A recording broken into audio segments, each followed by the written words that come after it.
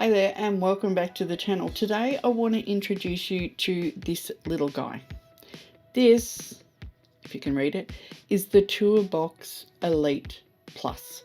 Now the first thing you're going to notice is, wow, there are so many knobs and dials and buttons and scrolls and all sorts of things. But I will guide you through some of the confusion. So what is the TourBox? Well, it's an editing controller. You can customize all the buttons, the dials, make your own shortcuts.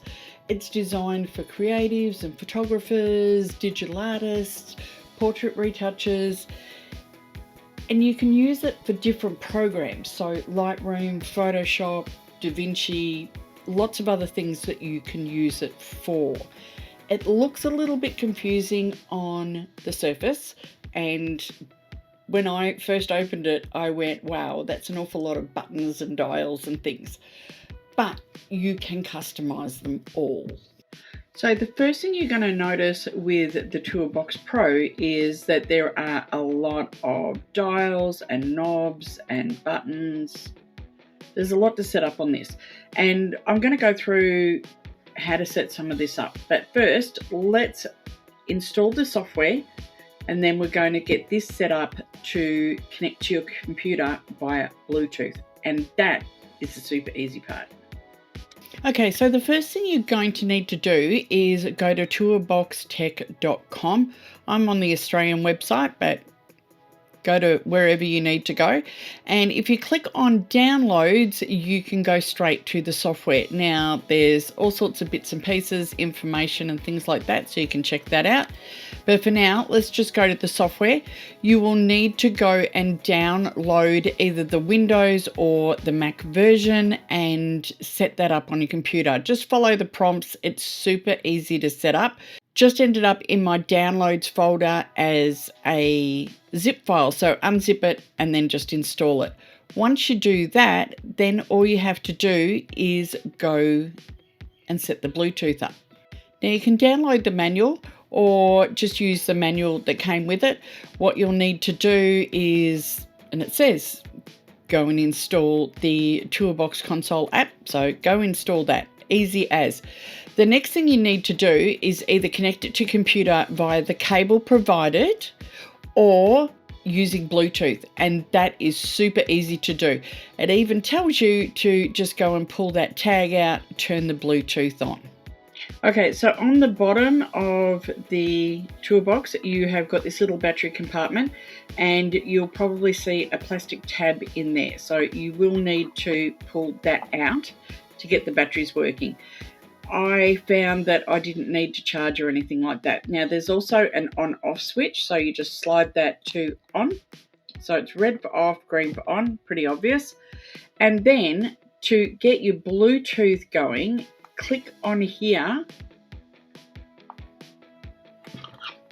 until the orange light is flashing on the front, and now you're set to pair up your Bluetooth, and that's as easy as it gets. On the TourBox app, so you open that and you can come in and you can connect via cable or connect via Bluetooth. So I'm just going to turn the device on, and because I've already paired it, it's come straight up. And this is where it now gets a little bit difficult to play with. And when I say difficult, it just means there are so many options to play with.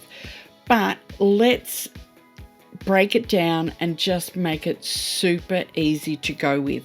Now you've got lots of dials, knobs, buttons that you can use, and you set up per program.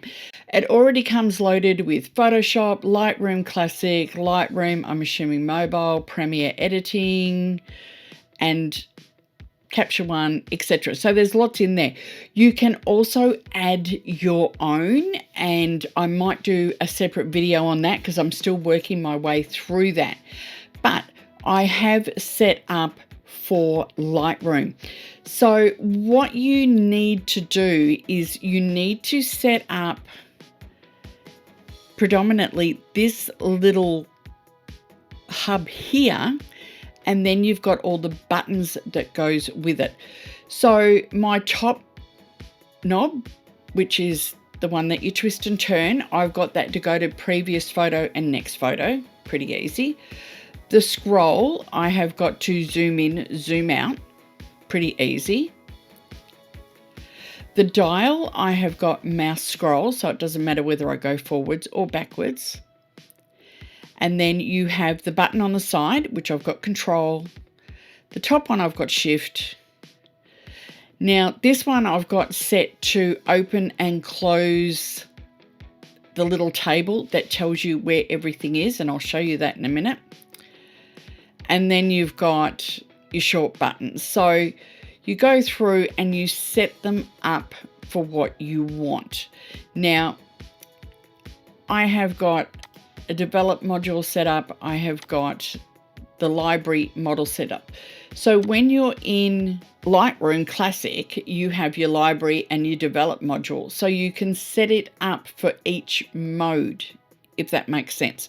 So I've got my basic settings that I had set up, but then when I'm in the develop mode, I also have other things. So I'm going to go down. So I've got previous slide, next slide, scroll. That's still the same. Dial is still the same.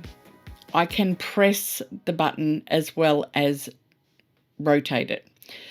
So then I have my various different setups.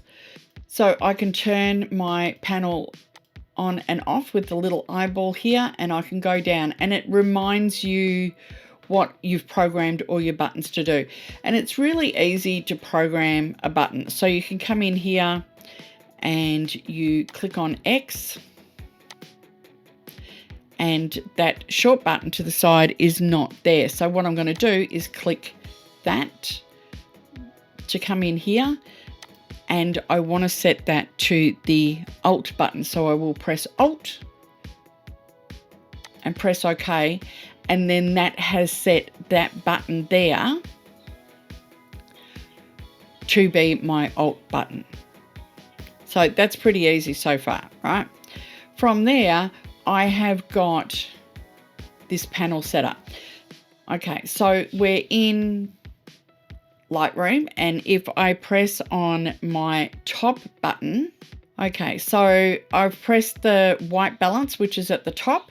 I'm hoping you can see that on the little thing, and I can scroll that up or down, and so that's using the knob to go higher or lower, or the little scroll wheel to jump between them. If I want to go to the presence panel or the tone panel, I will hit the corresponding button there. So I'm going to press tone, and then all my tones come up here. So I've got my exposure, I can scroll down between them all, I can go up and down. So you're using the main knob to go more or less, and you're using the scroll to change between them. If I want to go to the presence panel, I've got texture, clarity, etc., and color mixer there as well. Now, if I press one of the other buttons, so for instance on the side of the panel, and press the top, you can then come into your shadows, you can come into lens correction, you can come into effects, transform. If I press another button, I can come through. So you can program sort of like macros. So you can do one button that does something, but if you press something else, it does something else. Does that make sense? So you've got different combinations that you can press. So you can press the different kit sections that you go through. So you can have the side button and the scroll, the top button and your hub. You can have all of them. So, and this is where, like I said, it gets a little bit muddy, and you think, probably thinking, oh my gosh, how do I even know where to start? Just pick one program and just plug in the sliders that you use the most. That is probably the easiest way that I could think of to set it up. And again, in Photoshop, you can set up your different sections for something else. So this particular button here, which is the tour button, I haven't got set. So I've got my healing tools, my stamp tools, brush tools, undo.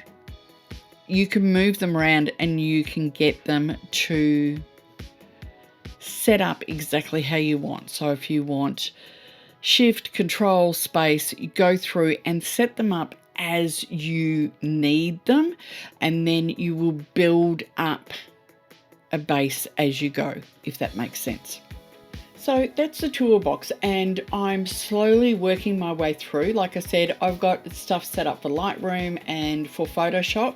I'm currently trying to create my own presets and macros for a video editing software that I use that isn't pre-installed. And they did tell me they've got a lot of programs installed, but they can't do everything. So they have allowed you to go in and create all your own presets as you wish. Now, I'm not going to lie, there is a learning curve on this product, but I can see why people have loved it so much for the last few years. And I'm kind of glad I've got my hands on one, because now I can start playing with it. The biggest thing I think is fighting muscle memory. If you're so used to grabbing the keyboard, grabbing the mouse, having the toolbox replace pretty much everything, it seems to be counterintuitive to start with, because you've got it there and you've got to try and remember what buttons do what. But having the little pop-up menu, that's a major advantage. So if you can't remember what button you had what, you can bring that up. You go, oh yeah, escape's here, or control save is this button, or whatever. But the best way to learn how to use it is to jump in deep into some editing. And I did that with Lightroom to start with. I had a whole shoot that I wanted to set up. So I just started setting up, right, I need this in develop module. I need this in tone curve. I need to set up my white balance, or I need to set up my color mixer, and set it up one bit at a time. And yes, it did make it for a little bit longer editing time to set it up. But once I started using it for image after image after image, it actually started to click in and become sort of a repetitive muscle motion that I was relearning. I still find myself going for the mouse. I still find myself going for the keyboard. But I did find, especially in Lightroom in particular, that it was just easier to grab the toolbox and go through all those things. Now you can set it up to do macros and multiple things, especially like in Photoshop. If you want to do, Control Save, or if you want to do a stamp merge, so Control Alt Shift and E, you can set all that up on one button. So it can be a real time saver. But it does need a little bit of commitment to start with to get used to using it.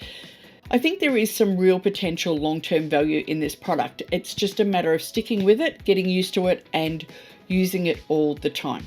So that's it from me for today. I will put the link below for the product, and of course I've also done a written review, so I'll put that below as well. If you've got any questions or comments, don't forget to put them in the link below, and I will see you next time on YouTube. Bye.